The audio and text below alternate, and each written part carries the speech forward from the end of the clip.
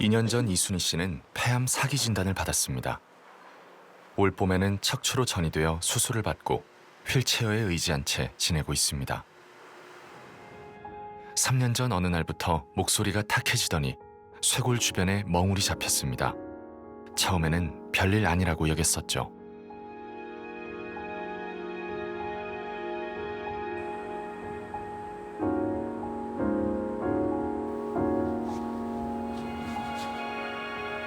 담배를 피우지 않고 가족력도 없었는데 폐암에 걸린 이유는 무엇이었을까요? 급식소에서 일을 많이 했으니까 다른 거는 뭐 크게 뭐좀 한 게 없으니까. 그걸 급식소에서 일을 하다 보면은 아무래도 불 앞에서 일을 많이 하거든요. 이순희 씨는 초등학교 급식실에서 10년 넘게 조리사로 일했습니다. 볶음, 튀김 등 기름 요리를 주로 맡았죠. 조리원들은 조를 짜갖고요. 돌아가면서 일을 해요. 밥도 한 번, 국도 한 번 뭐 이런 식으로 하는데 내 같은 경우는 계속 불 앞에 붙여갖고 튀김이나 물을 하도 튀김을 많이 해갖고 혼자 다 했어요. 저는 튀김을 안 먹어요. 닭튀김 이런 거요. 질려 부려갖고. 매일 1,300인분이 넘는 요리를 했습니다. 기름을 이용한 요리에서는 엄청난 연기가 나왔고 고스란히 마실 수밖에 없었습니다.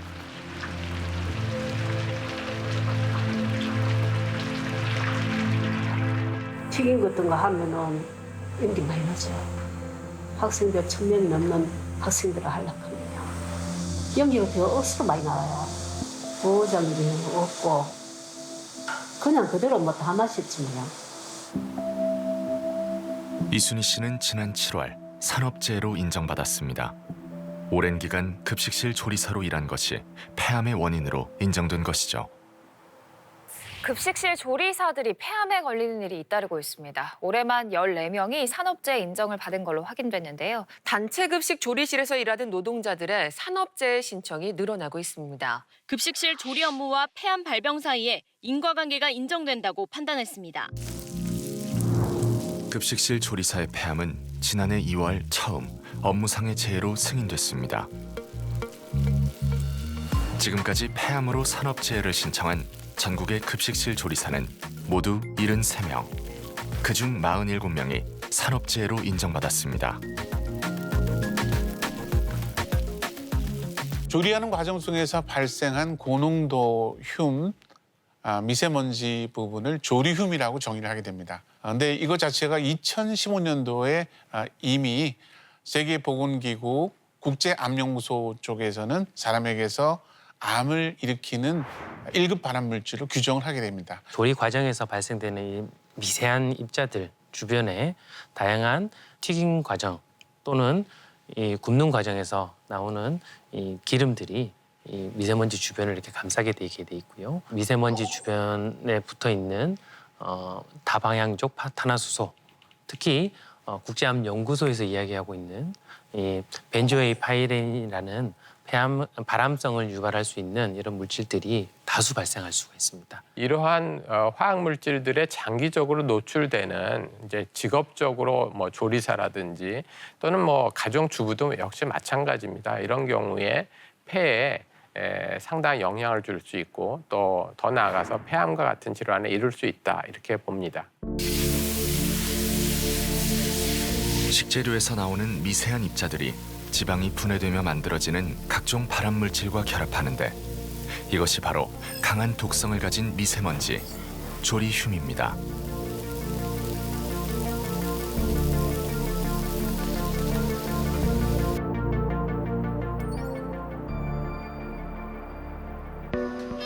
이순희 씨는 한 달에 한 번 병원을 찾아 검사를 받습니다.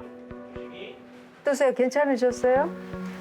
그래 이제 약을 이제 안 먹었잖아요. 네네네. 통증하고 이제 숨이 좀. 예. 암세포가 더 커지지는 않았을까?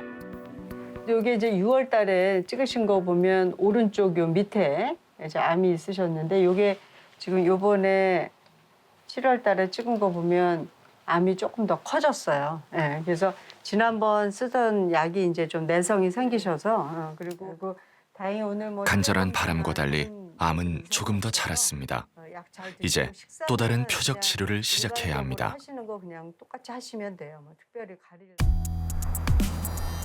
세계보건기구에서는 이미 2010년 보고서를 통해 조리흉에 많이 노출될수록 폐암 위험이 증가한다고 발표했습니다.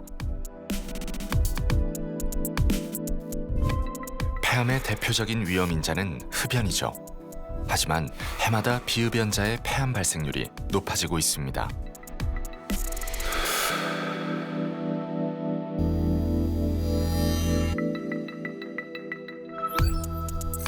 대한폐암학회에 따르면 전체 폐암 환자 중 비흡연자가 약 3분의 1을 차지하고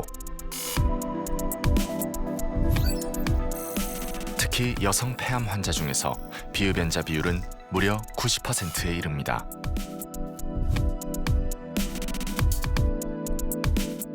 그 원인이 과연 무엇이냐? 아마도 뭐 여러 가지 요인이 있겠지만 조리흉도 굉장히 중요한 요인일 것으로 지금 생각을 하고 있습니다.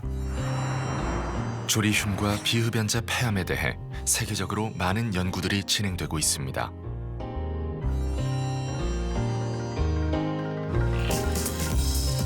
대만의 한 연구에 따르면 같은 비흡연자여도 조리흉에 장기간 노출된 이들의 폐암 발생률이 3배 이상 높았습니다.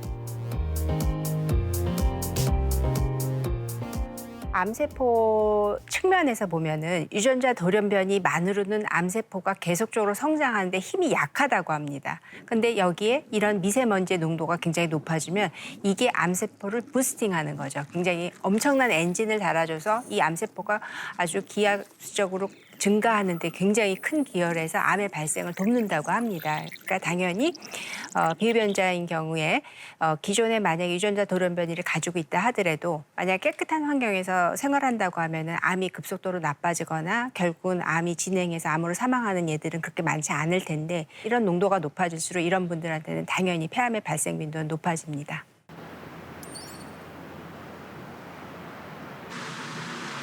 조리흉의 위험에 노출된 사람들은 급식실 조리사만이 아닙니다.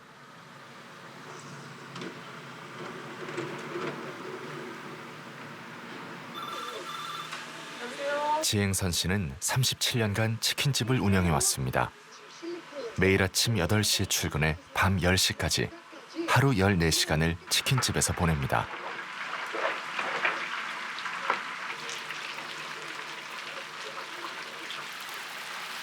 재료를 준비하는 시간 외에는 대부분 기름 앞에서 닭을 튀기는 시간이죠.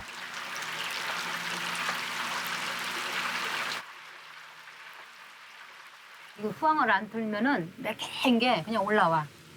그러니까 후황을 2개씩 틀고. 이제 가능하면은 이제 냄새를 덜 맡으려고 그러는데 지금 어쩔 수 없죠. 뭐 직업이니까.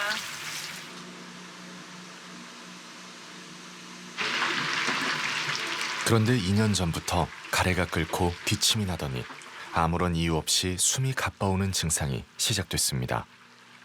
숨이 가빠요. 그냥 불규칙적으로 일하다가도 갑자기도 가쁘고 가만히 있다가도 가쁘고 숨쉬기가 조금 그래요. 튀김에서 나오는 매캐한 연기 때문이 아닐까 생각하지만 그렇다고 생업을 접을 수도 없습니다. 뭐 이렇게 팔, 허리 같은 데 아픈 거는 뭐 뼈가 아프니까 모르겠는데 이 숨 가쁜 거는 숨 안 쉬면 죽잖아요. 그러니까 불안하지.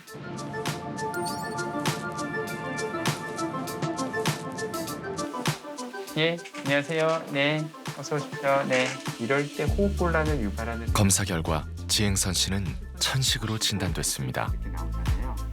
이분이 치킨집의 사장님을 30년 동안 하셨었고 오랫동안 많은 이제 먼지에 노출되는 환경 여러 가지 가능성을 봤을 때 천식으로 생각이 되었고 그런 것을 회피하지 않고 계속 노출이 되면 만성 폐쇄성 폐질환 같은 그런 비가역적인 질환으로 이행될 가능성도 사실 더 높은 분입니다. 조리흉은 기도로 들어가 염증 반응을 일으키는데 염증에 의해 기관지가 좁아지는 천식은 조리흉이 유발하는 질환 중 하나입니다.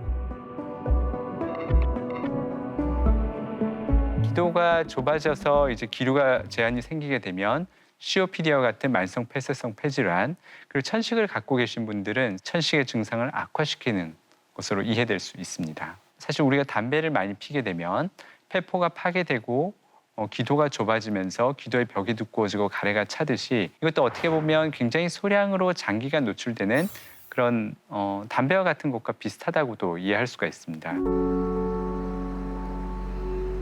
30년 가까이 호텔 조리사로 일했던 박윤정 씨는 3년 전 폐가 딱딱하게 굳는 폐섬유화증 진단을 받았습니다. 어느 날부터 갑자기 기침이 나오기 시작을 하더라고요. 처음에는 이제 저도 이게 알러지 때문에 목에서 가려우니까 이제 기침이 나온다 못하고 그랬었는데 그 교수님이 말씀하시는 게 이미 폐섬유화증이 진행이 되고 이 상태로 지금 진행이 되면 시간이 2년에서 길면 3년이라고 그러시더라고요. 조리실은 늘 뿌연 연기로 가득했습니다. 하지만 그녀를 비롯한 대부분의 조리사들이 그런 환경에 신경 쓰지 않았습니다.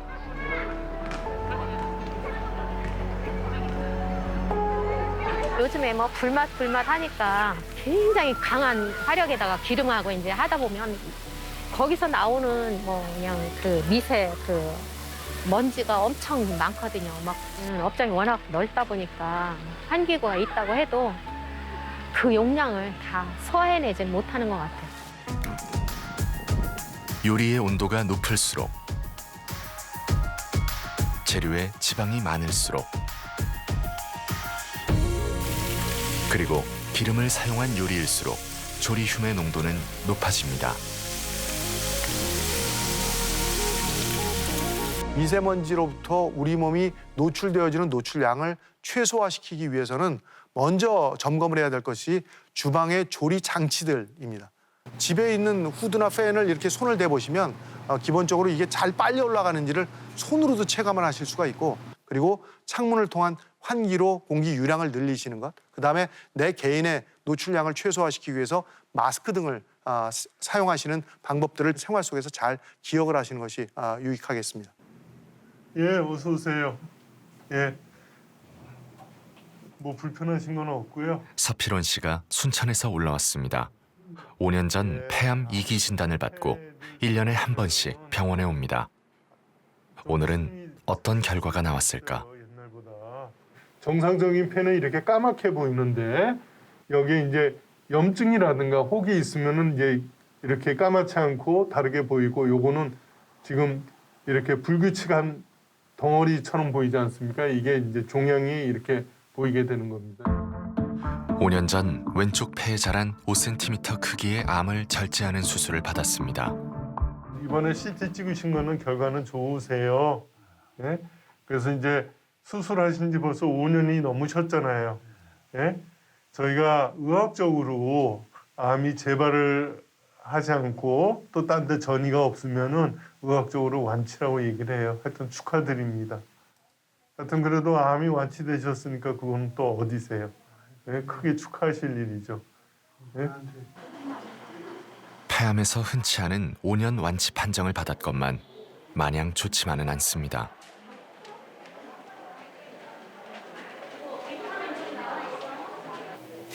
좋지는 않습니다.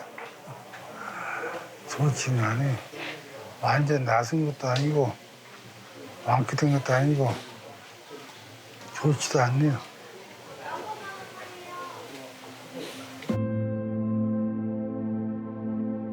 오 년 전 폐암 진단을 받은 날은 퇴직을 6개월 앞둔 날이었죠. 결국 정년을 다 채우지 못하고 일을 그만두어야만 했습니다.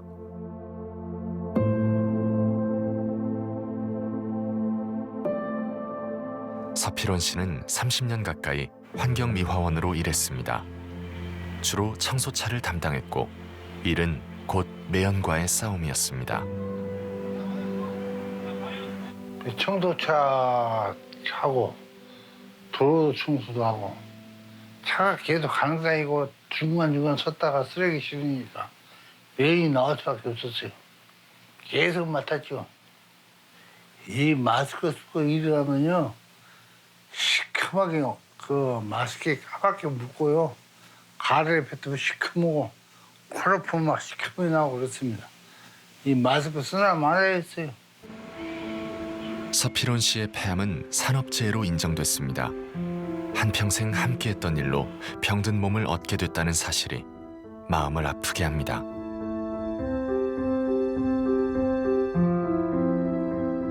제가 알기로는 산재 받은 분이 3분 됐는데, 아니 네 사람인데 그 3분은 돌아가셨죠. 저만 믿고.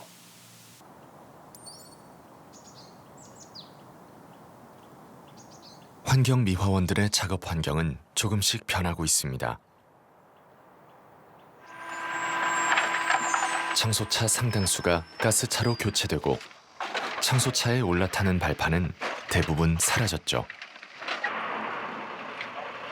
환경미화원 5년 차인 김태민 씨도 처음에는 많은 양의 배기가스를 마셨습니다.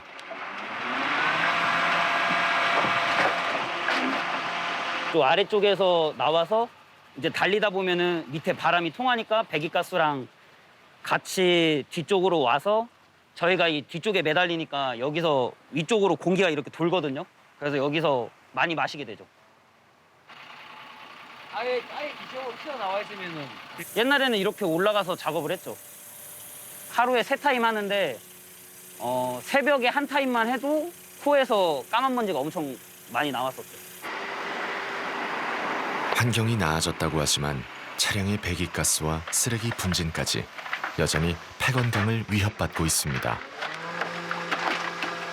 항상 밖에 흙먼지니 미세먼지니 또 워낙 지금 공기들이 안 좋잖아요. 지금 걔도 좀 젊다고 생각하니까 생각하는데 나이 더 들고 그러면 아무래도 걱정이 안 될 수가 없죠. 2020년 고용노동부 발표에 따르면 환경미화원 19.4%가 폐기능 장애가 있는 것으로 나타났습니다. 일반인보다 무려 19배나 높은 수치입니다.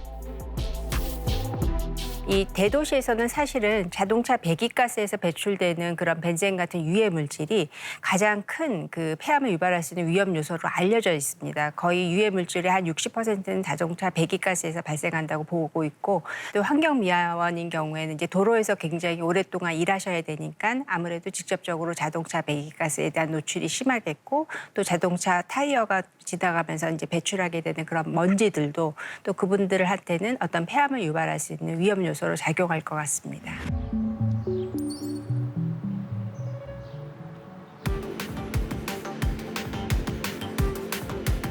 한국생명공학연구원에서는 미세먼지가 들어간 장기 조직에 어떤 변화가 있는지 연구하고 있습니다. 실험쥐를 미세먼지에 노출시킨 후 폐를 관찰한 결과 미세먼지가 호흡을 통해서 1차적으로 폐 안으로 들어오게 되고 미세먼지를 빨간색으로 형광염색을 한 이후에 저희가 노출을 시켜보면 이 폐혈관을 통해서 미세먼지가 주변 장기로 이동하는 결과를 확인할 수가 있습니다. 또 다른 연구에서는 미세먼지에 노출되면 암 전이가 증가한다는 결과를 얻었습니다.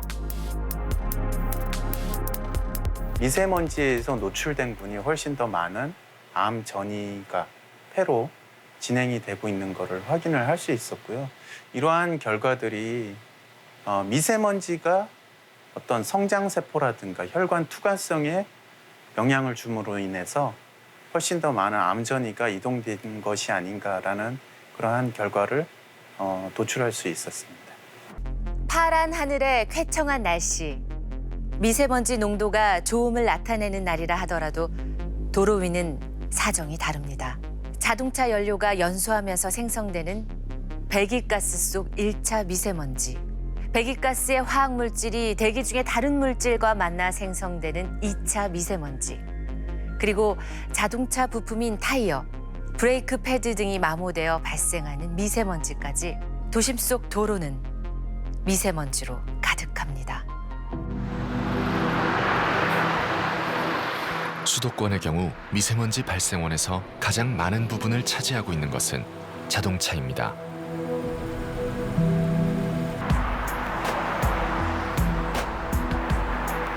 특히 경유차의 배기가스에서 나오는 미세먼지는 강한 독성을 갖고 있습니다.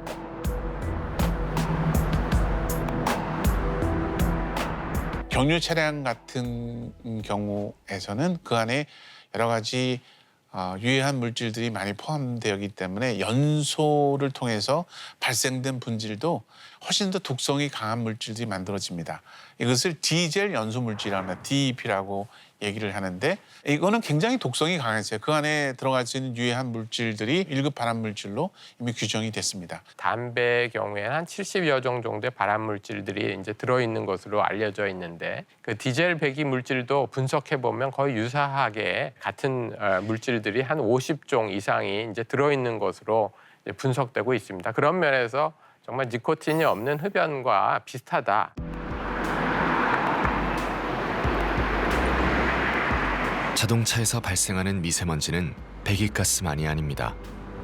타이어가 마모되면서도 많은 양의 미세먼지가 발생하죠. 저희 일반적으로 타이어는 뭐 교체를 해줘야 되고 소모품으로 이제 알려져 있습니다. 그러면은 그 마모됐던 타이어 구성 성분은 다 어디 갔을까요? 다 대기로 흩어지는 부분들이죠. 타이어 제조 과정 중에서 들어가는 많은 이런 물질들이 있는데요. 그 중에서도 금속류도 같이 들어가기도 하고요. 이외에도 황화물이라든지 이런 다양한 물질들이 들어가기 때문에 이런 마모를 통해서 노출되는 물질들 역시 우리 인체에 큰 영향을 미칠 수도 있습니다. 우리의 대표적인 생활 공간인 도로. 과연 도로 위에서는 미세먼지가 얼마나 발생할까요?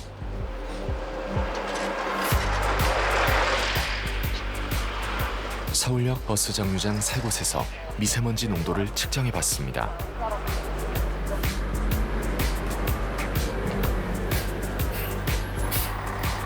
지나가는 자동차에 따라 차이가 있었는데 초미세먼지 농도는 최대 17까지 올라갔습니다. 현재 지금 PM 2.5 값이 17 정도로 측정이 됩니다. 그런데 에어코리아에서 측정된 자료는 약 8 정도로 측정이 되고 있어서 거의 뭐 2배가 훨씬 넘는 값이 현재 도로변에서 측정이 되고 있고.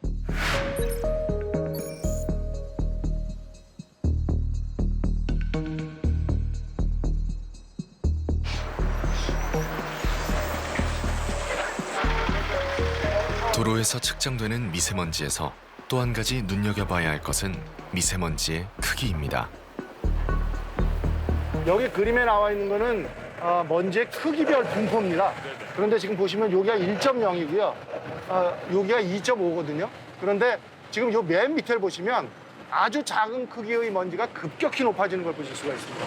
즉 도로변에서는 깨진 상태로 아주 작은 크기의 먼지의 발생량이 굉장히 높은 공간이라는 의미를 갖습니다.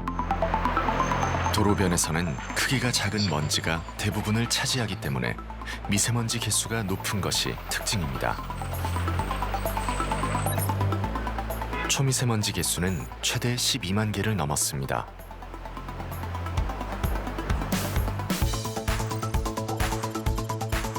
세 곳 모두 초미세먼지 평균 개수는 9만 개를 넘어 평균 측정 개수보다 3배 이상 높았습니다. 자동차와 같은 데서 발생되는 먼지는 1.0 마이크로미터 이하짜리로 아주 크기가 작고 가벼운 것들이 굉장히 많이 발생이 되어지다 보니까 숫자적으로는 굉장히 많지만 무게에 미치는 영향은 상대적으로 적은 그런 속성들을 갖습니다. 그런데 우리 몸은 실제로 피해를 받는 것들이 먼지 한 개당으로 피해를 받습니다. 현재 우리나라 시스템상은 개수 농도를 측정하고 있지 않기 때문에 이러한 부분들이 얼만큼 영향을 줄 수 있는지에 대한 개수 농도까지 동시에 측정을 했다고 이해를 하시면 될 것 같습니다.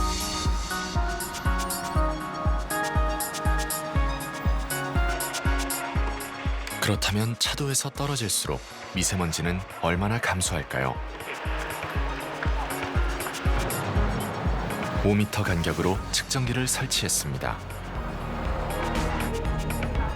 차도 바로 옆은 초미세먼지 농도가 22.5까지 올라갔고 개수는 18만 개를 넘었습니다.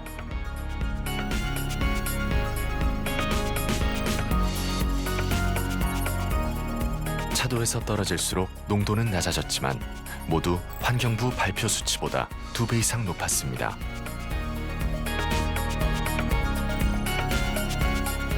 초미세먼지 개수는 모든 거리에서 평균 측정 개수의 5배 이상이었습니다.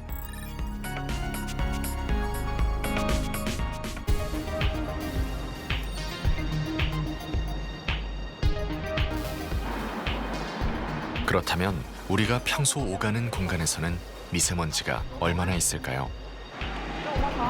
이동하면서 실시간으로 미세먼지 농도 변화를 볼 수 있는 측정기를 메고 여의도 일대를 걸어봤습니다. 이게 밑동으로 안 올라가는 거잖아.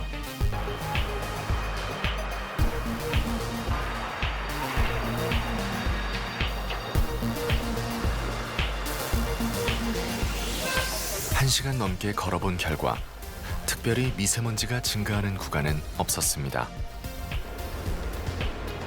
그런데 별다른 움직임이 없던 그래프가 갑자기 치솟았습니다. 초미세먼지 농도는 31 마이크로그램 퍼 세제곱미터.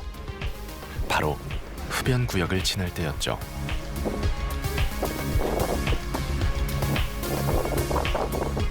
저희가 어찌 보면은 되게 짧은 구간을 지나가는 거지만 확실히 흡연 구역을 지나갈 때는 농도가 증가하는 경향들을 저희가 확인할 수 있습니다.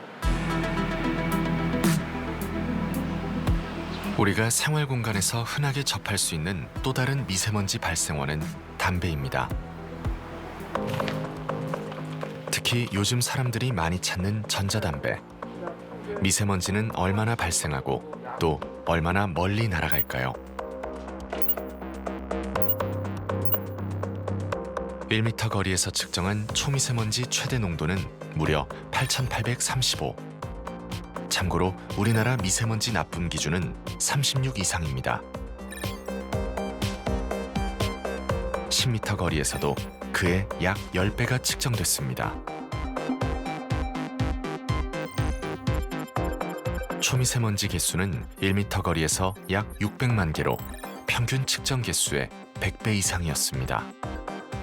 현재 우리나라도 법적으로 10m 정도까지만 규제라면 아마 어느 정도 담배 연기로부터는 안전하게 관리가 될 수 있다라고 생각을 했었지만 이것들이 실제 측정 결과에서도 10m는 훌쩍 넘어가고 있고 액상형 전자담배 3명 정도 피는 농도만 가지고도 100m 이상도 이동이 가능하다라는 그 이론 집값들을 저희가 만들어낸 바가 있어서 실제 현재 규제하고 있는 관리의 수준인 10m에 대한 것들은 좀 더 엄격하게 강화시킬 필요가 있다라고 보여집니다. 김정훈 연구사는 미세먼지 잡는 일을 합니다. 이제 왼쪽에 석유화학 선단이 시작됩니다. 미세먼지 주요 발생원 중 하나인 산업단지 곳곳을 찾아다니며 다양한 장비를 이용해 미세먼지와 그 원인이 되는 물질을 측정하고 관리하고 있죠.